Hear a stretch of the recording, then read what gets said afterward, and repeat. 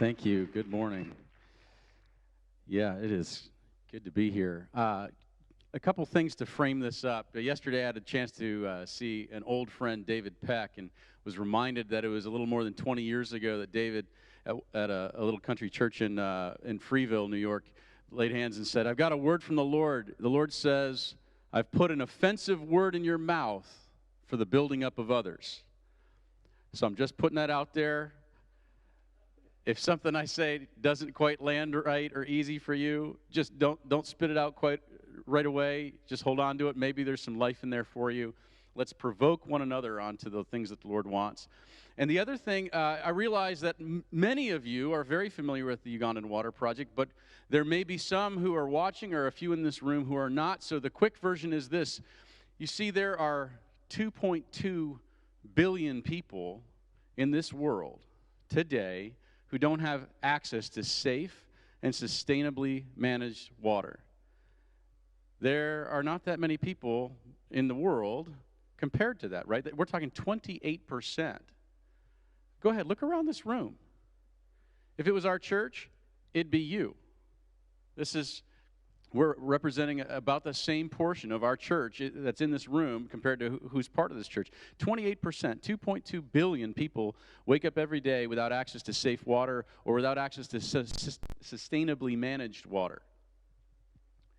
And in light of that, 12 years ago, the Ugandan Water Project, we began to address those needs specifically in Uganda by bringing community water systems to the communities across Uganda, and that looks like rainwater collection systems for churches, schools, clinics, markets, mosques, community buildings that you can harvest rainwater off their roof. We also began to work with community hand pump wells, wells that had been drilled years ago and were dead, and we were bringing them back to life and restoring them, and more importantly, restoring the relationships that steward them in the community. And then drilling also, we drill new wells, and we also distribute water filters. And we've been doing that for the last 12 years, and for all 12 years, Ugandan Water Project has partnered with Elam Gospel Church. This is my home church, and so certainly there's a strong relationship here, but we know over history that we have been part of this together, bringing clean water to thousands of people. And that mission persists. That mission persists. Over the last several weeks, we have been in 1 Peter as a church. We've been looking at 1 Peter. And in the hallway of 1 Peter, there's a doorway I want to open up today. 1 Peter 4:10, let's take a look at it. It says, "As each has received a gift, use it to serve one another as good stewards of God's manifold grace." God's manifold grace. We've all received gifts from the Lord, and it's inviting us and challenging us to use those gifts to serve one another as good stewards of God's manifold grace. Manifold is an interesting word, isn't it?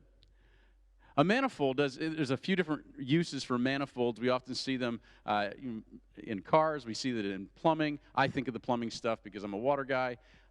What does a manifold do? A manifold takes a flow and redistributes it in multiple directions. And so that's an interesting thing to think about, of that we've been given gifts. You know, that's what it's referring to when it says the grace, the manifold grace of God is those gifts God's given us, and it's in calling us to serve one another with those. And that it's a manifold grace. It's supposed to flow into us and go in multiple directions. And that's an important thing to point out as we get into what we're talking about today, because I often orient around myself.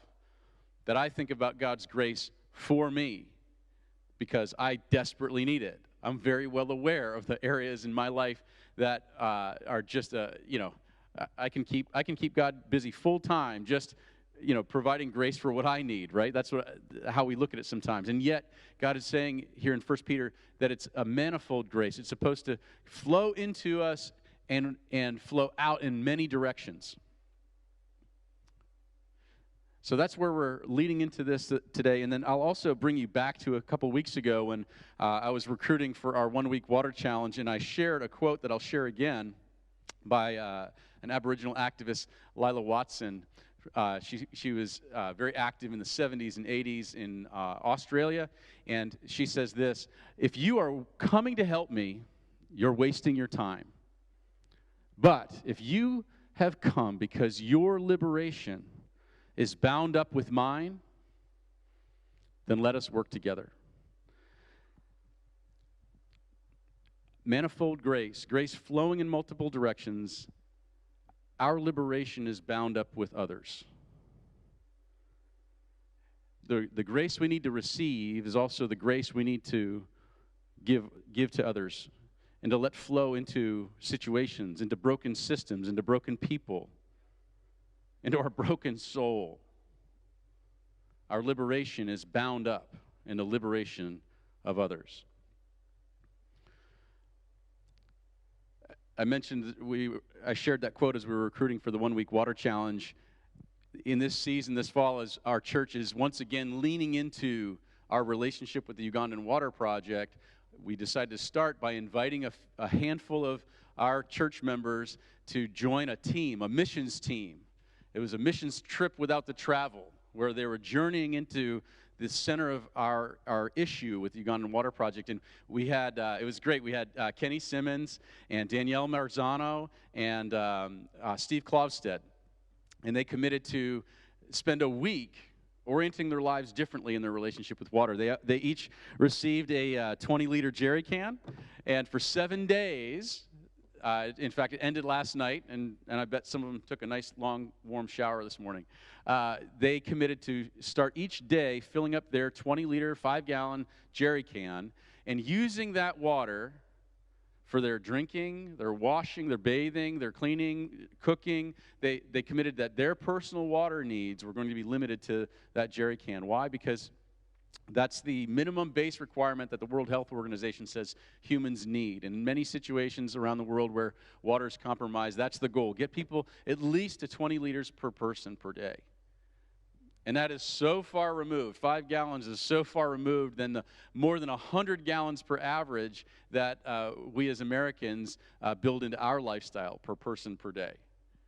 And so they embraced this external challenge, this external conflict of limiting themselves and raising their awareness and pulling. They said, now is the time to pull ourselves close to this issue, this need. And the other thing they did that week was they opened each day with an upload from our organization where they would read about what poverty is and read about the water crisis in different parts of the world and dig into, hey, what does the Bible say about poverty and how to solve it?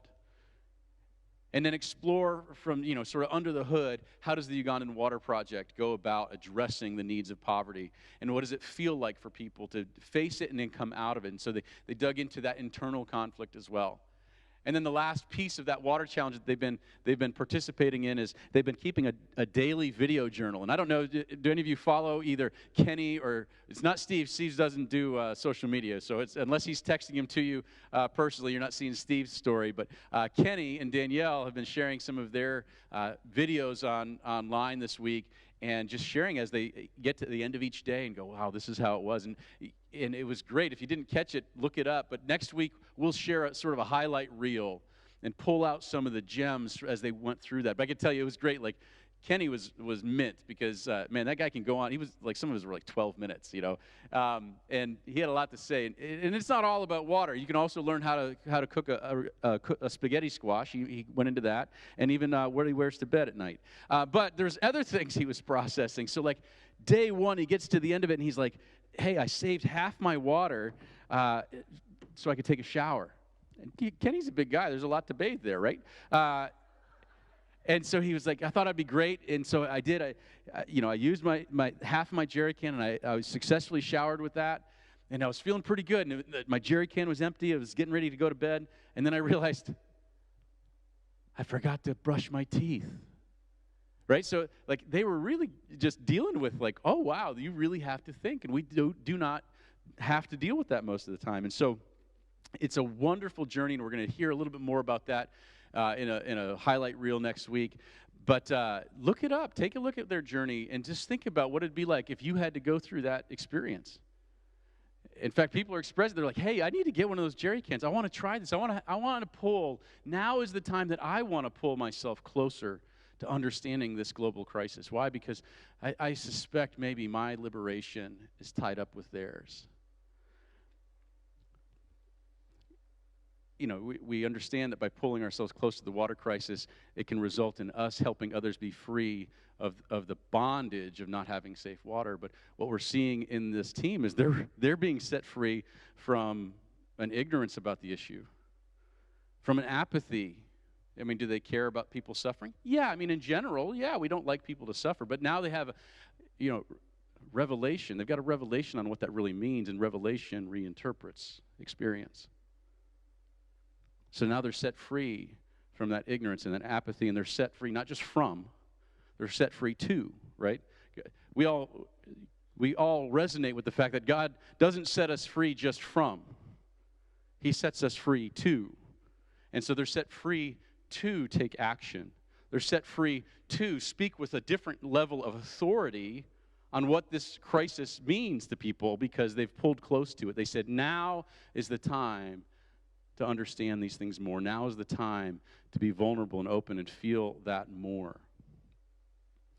And so I look forward to sharing that with you in the form of that video next week, but also invite you to look them up online. Our church has shared a couple of those videos. We've shared a couple of them, and understand what that has looked like, or even imagine for yourself what it would be like to go through that.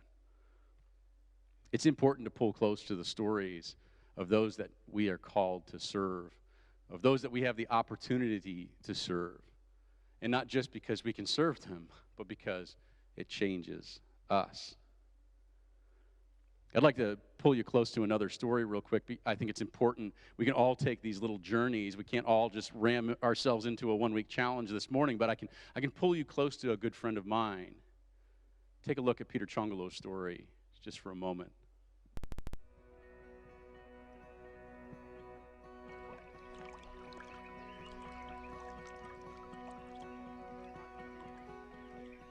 I remember when I was young, we had a problem with the water. Let's turn that up. Now, the only source of drinking water was River Nile, which is just about 30 miles from here. If we had left here at around 5, we would reach there at around 11. And then after that, we would draw the water, start coming back. Now, remember, ongoing, we were empty, we had only pots. And these pots were very heavy like this one. For example, it's about 5 kilograms. And when it gets about 15 liters of water, those becomes 25 kilograms. So we would raise more than about 10 times on the way. Reaching here, water had only remained for family members and special visitors for the family who had come from very far, but not even a neighbor. It was so much precious that we children, we were not allowed to draw water. It's only parents who are allowed to draw because they would give you the measurement that you needed to have. And also they would know how many times you need to have it. I should also be not afraid to mention that washing at that time was not there for people because the water was used for drinking and cooking, but washing, no. But we were very much delighted to find that we would have a water tank because we have plenty of rains around. We were also happy to find that we were brought filters, water filters. They just filter and that is all. He told us that once it's filtered, it's no more. And we thank them very much for driving us to such necessities.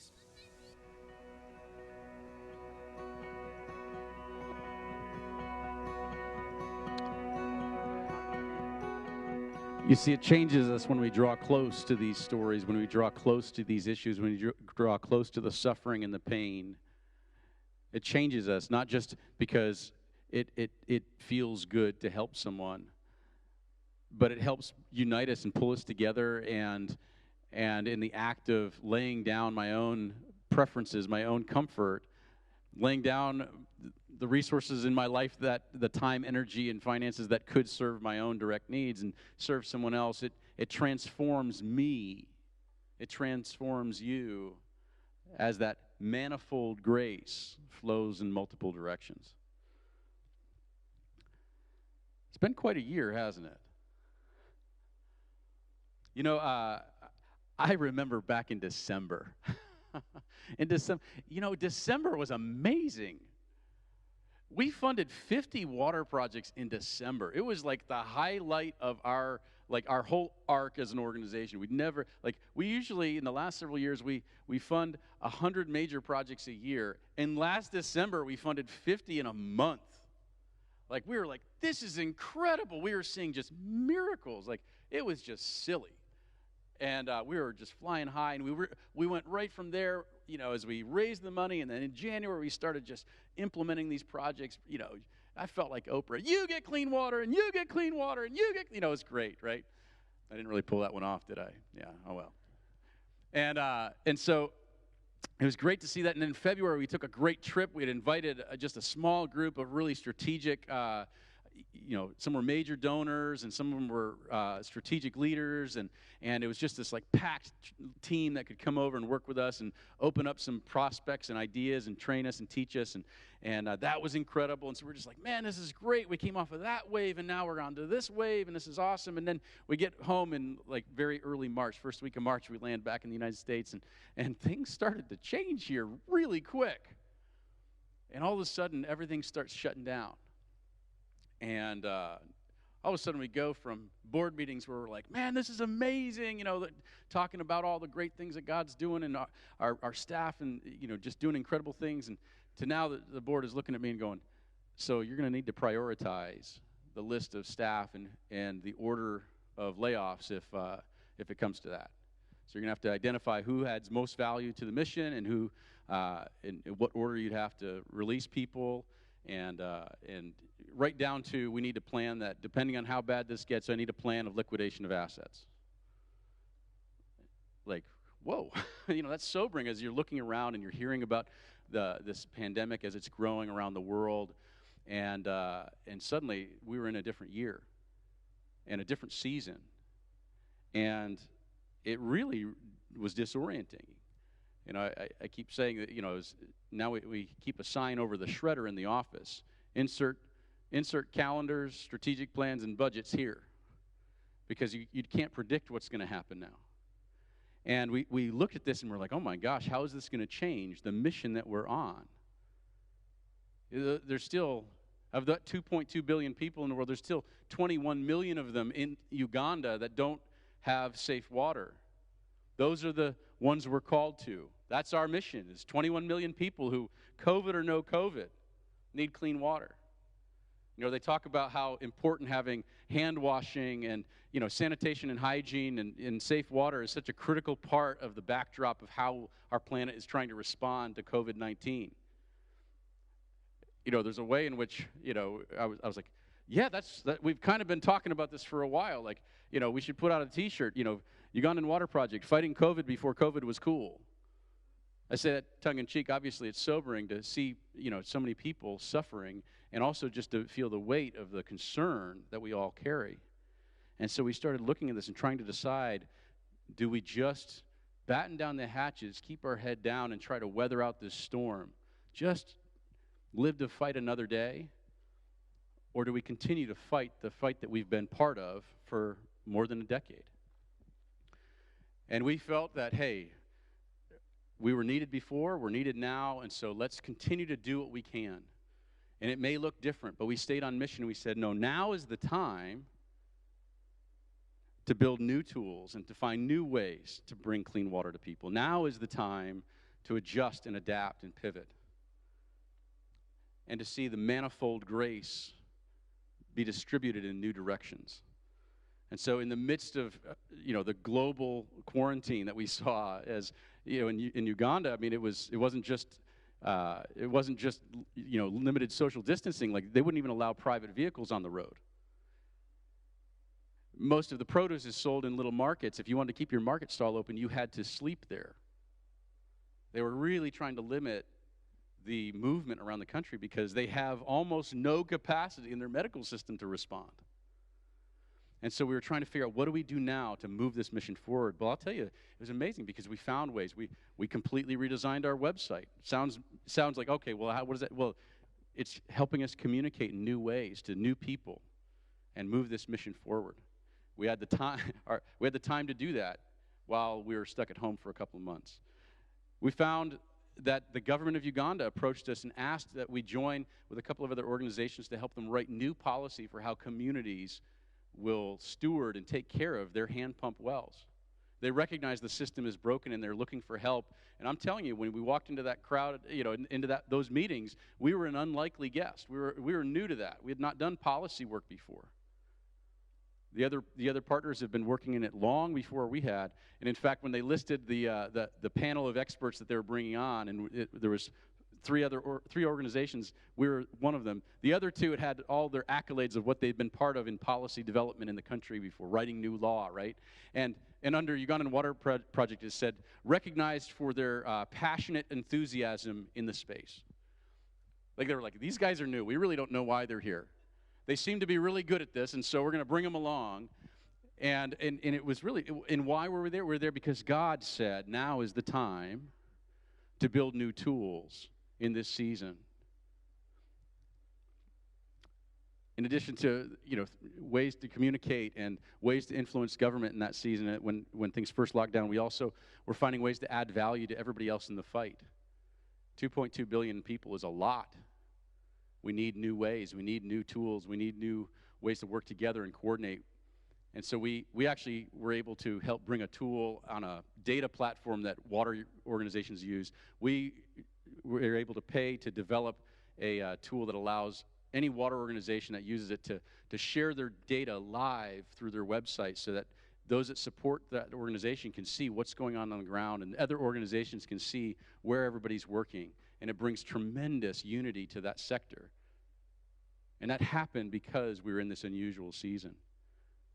We look and say, hey, when things get back to normal, let's do this. When we get through this season of COVID, maybe next year, maybe the year after, let's do that. But we were saying, no, now is the time. Now is the time, because our liberation is bound up with those we serve. And God was saying now is the time, and opening doors and opportunities. In fact, we had to, during the first part of this year, we had to make a critical hire. HR policy isn't usually the topic of sermons, but this was miraculous, because this organization, we stand on two legs, and I'm one of them. I'm over here. I'm standing up and sharing the mission to people and gathering resources, raising money, and finding partners. And in Uganda, it's our country director. We have someone who is leading our day-to-day team there, and our current country director and her husband are moving back to the States in January. And so we knew we had to hire somebody. And it's a critical role, and we had applicants from half a dozen countries. Incredible people that we could not consider because of what was going on with COVID. If you weren't in Uganda already, we couldn't consider you. And I'm going, oh, Lord, how are we going to make a great hire when I have to take 2/3 of the list and just throw it out because no one can get on a plane? Maybe this isn't the time to do this. Maybe this is the time we need to shut down. Maybe this is the time we have to hit the pause button. But there's 21 million people who still wake up, and they have to carry water, and they have to walk, and they have to suffer in their bodies, and they suffer in their soul because they're in the bondage of not having access to safe water. And so we said, no, now is the time to build the team. We can trust the Lord. Now is the time He's going to lead the right people. And let me tell you, we found someone. It was incredible. His name is Jacques Zamari. That's right. We've got our own Jay-Z. Jacques, he has worked in this sector for 26 years. He's been in Ethiopia working with a huge organization, running an enormous water program. And he has written 3 books on water development. He's got a master's degree in water engineering from the UK. He left in his job in early March because his family still lives in Uganda, and he said, now is the time for me to come home. Now is the time for me to take my skills and serve my own country. And now is the time to find an organization that is ready to explode. And I want to grow a team and grow a movement and grow a work. And this is the time for that. And so he came with no opportunity lined up, but trusting that this was the time that God was leading him to. And guess what? This man lives a 10-minute walk from our gate.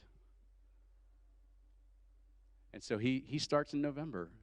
And so now is the time when God is moving the people to say, we are still on mission. And it was just a miracle to watch that come together, and just another example that it is God who sets the season. And we can trust him to provide for what we need in spite of the context. That ultimately it is God who sets the context. I mentioned we were concerned as COVID came down, and we started to see how it impacted individuals and households and communities and industries and nations. And certainly it was impacting our fundraising. And while we had, some savings set aside to keep our core operations moving, the thing we actually care most about is not that. We're not in it to preserve our own jobs. We're in it to actually preserve people's lives. And so it was the project funding that usually happens from an amazing base of support within all the communities that we work in. Businesses and churches and individuals and families, and everybody for good reason was going, whoa, we're not sure what we can do. Our largest corporate partner had given like $67,000 the year before, and they laid off 90% of their staff in March. And it wasn't me calling them up saying, hey, what would you like to do this quarter together? Let's go change the world. It was me saying, hey, I'm with you. I understand the tough decisions. Tell me about it. Let me hear what let me support you. Let me stand with you. Recognizing, hey, there is no big check coming from that partner. And yet, as we sat as a leadership team, knowing that other water organizations that I respect were saying, hey, we can't move forward right now. We have to live to fight another day. And many were making that decision, and we had to say, what will we do? We had a little bit of project funding for helping a few communities, and we were saying, hey, do we just kind of space that out and just kind of trickle that out and keep our crew a little bit busy and just see what happens? But we said no. No, now is the time. Now is the time when we end the water crisis for someone. Now is the time when we end the water crisis for as many as we can. Now is the time where the manifold grace is going to flow to me as I allow it to flow through me. And we embraced that as our motto within our organization. We said, no, we are going to do as much as we can, as fast as we can. And if what we have to do is to, pass the hat among our staff to make sure there's bread on our tables, we'll do that, because we're not going to hold back good from those whom it's due when it's within our power to act. And when we set our face in that direction, we said, hey, we actually mobilized the second crew. We said, let's run 2 crews and get it done faster. We saw the Lord begin to provide, because the Lord said, now is the time for the water crisis to end for so many more. Now is the time, apparently, for the community that surrounds the Ugandan Water Project to say, we choose to define the season. And that 2020 can be the best year ever because of the choices that we make. And we began to see funding show up. Unexpected. In fact, it wasn't long after we made that decision as a staff, we received the largest single gift we'd ever received. Blew my mind. It was on a Sunday. It was after church. A guy called, and this donor had recently sent a very generous gift, and we were really floored, and that was amazing. And called and said, "Hey, you're still in our heart, and we really feel like we're supposed to give again, and I'm sending you a check for $50,000." And I was like, "I'm sorry, my phone cut out for a second there. I thought you said $50,000." But that was what was going on. It was the chance for, whether it was, gifts big or small, it was a groundswell of support coming in, because people were saying, no, this is not the time for us to define what we do by crisis. It is not the time that we allow what's going on around us to determine the outcomes. And I'm not ignorant. I mean, I recognize, hey, we have to be sober about what's going on. But we have the ability to choose and act. that as we draw close to these kinds of opportunities, it does set us free to produce change around us. And I'm really excited to say, while I have no idea what the end of the year will be, no idea. Things might dry up. We might be back in a desert. It might be the roughest end of the year we've ever had. But as I stand here today, I'll tell you that the Ugandan Water Project and the community that surrounds us, the tribe that we have built, that you are part of, we are having the biggest impact we've ever had in the hardest season that we have all ever faced. And we are choosing to say now is the time that we end the water crisis for as many as we can. And already this year, in 2020, in the midst of all that we've all faced, in the midst of 2020, we've already brought clean water to over 40,000 people. And so as we lean into this as a church once again, I'm reminded that this is not the first time. And obviously, many of you have partnered with us many times in many ways, but our church has chosen to say, hey, let's turn our attention and lean into this at different times. And we have a legacy. Let's take a look at this just to remind us at different times where we have chosen as a church to embrace a focus on our relationship with this issue and the people that are trapped in it. And we have had 3 church-wide campaigns in the past where we have sponsored 10 specific projects, different forms, and impacted 6,425 people with clean water. And it's with that as our foundation that we once again say we have an opportunity. Maybe you've felt powerless in this season and said, what can I do against the global pandemic? I can take care of the people that are under my roof. That's not a bad place to start. It's not. But we often feel powerless against something so big. But what can we do? One of the things we can do is we can say, hey, let's help clinics in Uganda have safe water. And so our church is taking up this challenge to say over the next 2 weeks, we're going to help provide safe water for clinics in Uganda.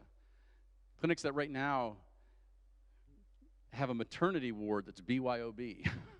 Bring your own bottle. You have to bring your own water if you're going to deliver a baby.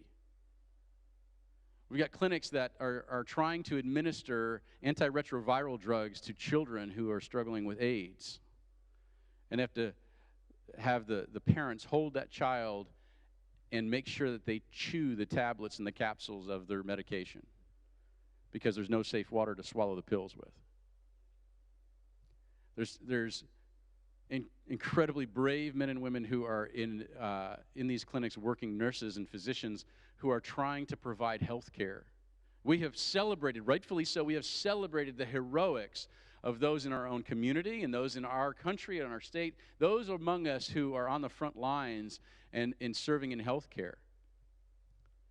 But imagine for a moment if they were trying to fight that fight without safe water. And that's exactly what they're facing in so many of these clinics. And we're talking about clinics that are in the district that wraps around the capital. This is not like, we don't have to go to the far reaches of Uganda to find clinics that need this.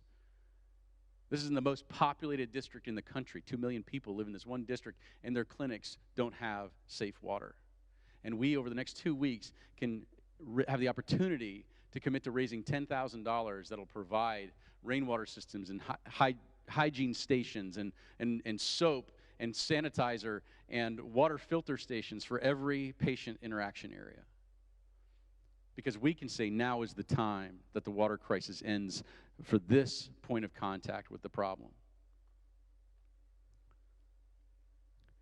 So you can start today. We can start today. We can literally say that now is the time.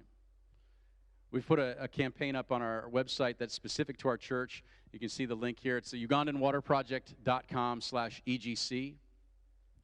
And it's an opportunity where you can make a gift towards our goal. You can see we are, a couple people already pitched in a little bit. If you want to test the link, I need a few volunteers to test the link. The best way to test the link is you type $1,000 into that one box and you hit donate. And I just need a few people to test it and tell me later, like, hey, it's working. But the test button is with the $1,000. I don't know. It's a programming thing, I guess.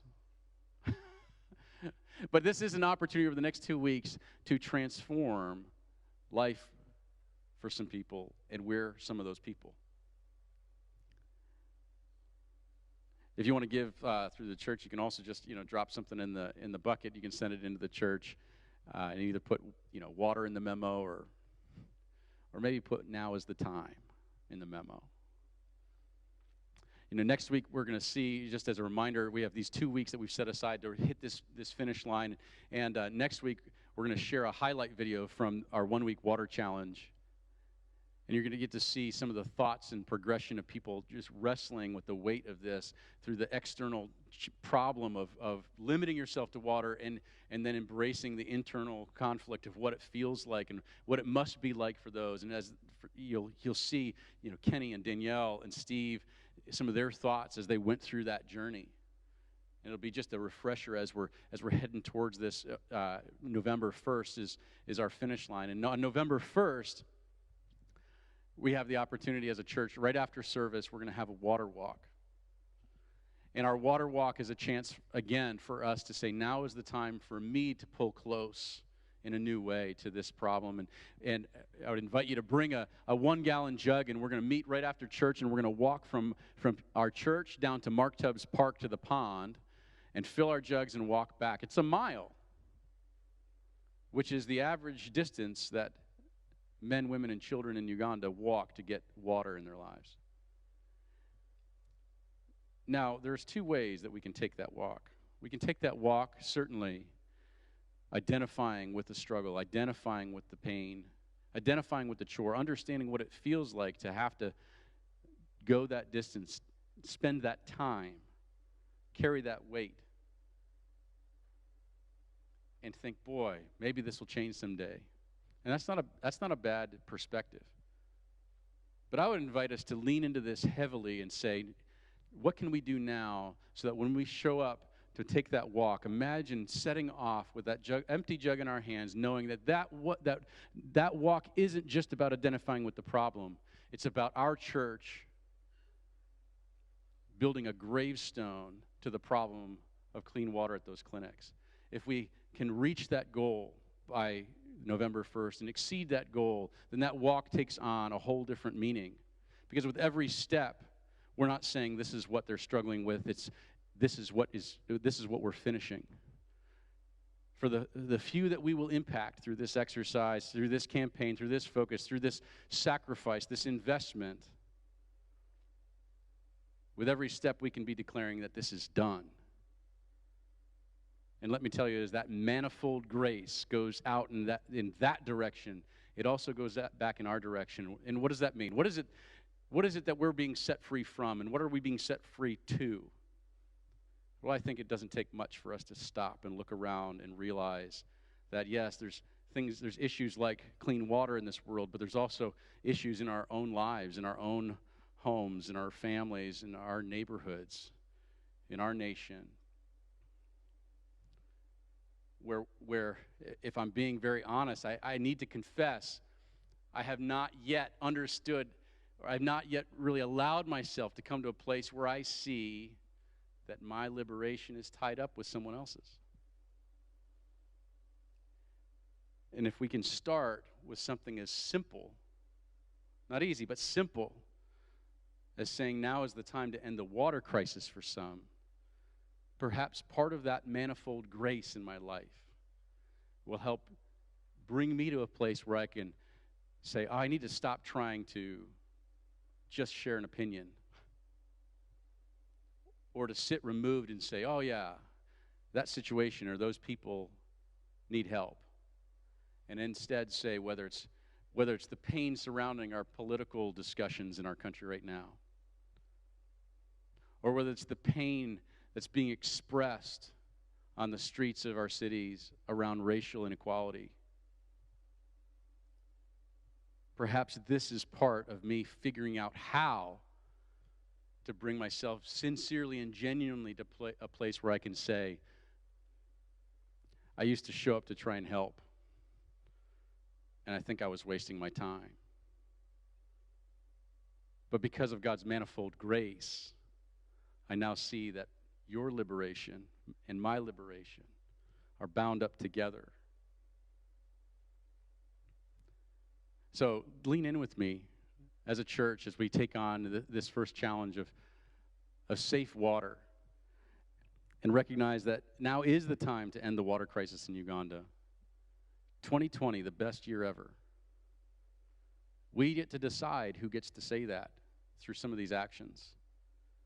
Peter Chongolo, his son Aquinas, leads a school that they used to teach at together. I've met Peter's son, I've met his grandson. I don't want Peter Chongolo's grandson to have anywhere near as exciting of a story when it comes to discussing water. I hope that Peter Chongolo's grandson learns to take water for granted the way you and I do. And we get to decide some of those things. Now is the time that we can start learning. Now is the time that we can open our hearts to the suffering and the pain and have the courage to be vulnerable, have the courage to embrace some of that suffering ourselves. And it's scary it feels sometimes like a bottomless pit to look over the precipice of suffering in this world and go, gosh, if I jump into this, will I ever touch bottom? But now is the time to trust in the manifold grace that God is waiting to bring through us, and not just through us to others, but through us to ourselves. Now is the time to commit our energy, our time, our experience, our money, our resources in all forms to do what we can to end this water crisis. Because now is the time that he wants to see us walk in a new freedom. He wants to see us set free from the things that have held us back from our own capacity to bring change and to bring our church talks about experiencing the transforming love and giving of God and giving it away. Now is the time to do this, because now is the time to learn how and what it looks like in 2020 to give away the transforming love of God. Now is the time he wants us all to be free. So I look forward to seeing what happens over the next 2 weeks. I look forward to standing with you on November 1st and walking in celebration to the money we've raised and what that represents in freedom from the bondage of waterborne disease to the clinics that we'll be partnering with. And I look forward to getting on a plane on November 3rd and returning back to Uganda to be able to share that news in person with our staff in Uganda to say, once again, Elam Gospel Church has stood up and said, now is the time that the manifold grace of God is going to turn from words into water.